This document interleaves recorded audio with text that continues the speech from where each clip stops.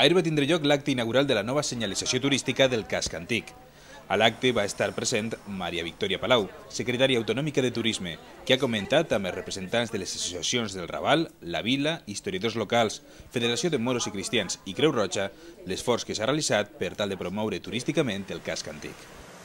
El objetivo de la señalización y de la señalética es que la gente, los visitantes que venga aquí, el turista que venga a Oliva, pueda conocer perfectamente cuál es la ciudad. Esto entra dentro de un plan que tenemos en la Generalitat Valenciana, en la Consellería de Turismo, de señalización turística en diversos municipios, y Oliva este año ha sido uno de los beneficiarios. Este año hemos dedicado más de 400.000 euros,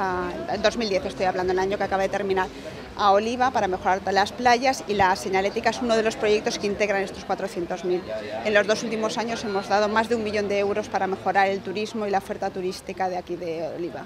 Pau Pérez va destacar la importància que este projecte suposa per a la ciutat i ha volgut agrair l'estreta col·laboració amb la Conselleria de Turisme. La col·laboració estreta que hem tingut durant aquests anys, que afortunadament he pogut ser regidor de turisme d'esta ciutat, que ha permitit renovar la infraestructura turística, com són les oficines de turisme, apostar per la qualitat de les platges, premiar a festes com les festes de moros i cristians i un sinfín de propostes de millora del turisme i de col·laboració que espere que en un futur es mantinguen, com estic segur que així serà, que han permès, jo crec, que situar a Oliva en un lloc, jo crec, de certa rellevància i importància dins del panorama turístic de la Comunitat Valenciana, gràcies a una col·laboració decidida entre dues administracions, l'administració local i l'administració autonòmica. En el cas que ens ocupa, que és el de la senyalització turística,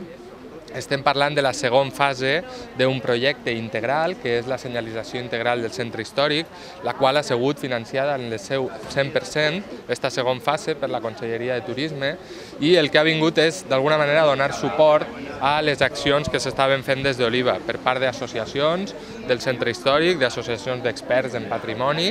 i de part de la regidoria de turisme. Per tant, ha sigut un impuls decisiu per tal de crear aquestes rutes que serviran perquè les persones que visiten Oliva puguen, o amb l'ajuda de suports tipus paper o digital, o per elles mateixes, fer conèixer un fantàstic recurs turístic, com és el centre històric, i d'esta manera convertir-lo en un fantàstic producte turístic, que és el que volem, convertir el centre històric, que és un fantàstic recurs turístic, en un bon producte turístic, com és el que modestament hem intentat en aquest projecte, i jo crec que hem aconseguit gràcies a l'impuls de la Conselleria. Seguidament, la comissió ha realitzat una visita per diferents zones del casc antic per tal de poder comprovar l'efectivitat dels diferents panells informatius que s'han instal·lat, on s'indica un recorregut per les zones més emblemàtiques de la nostra ciutat.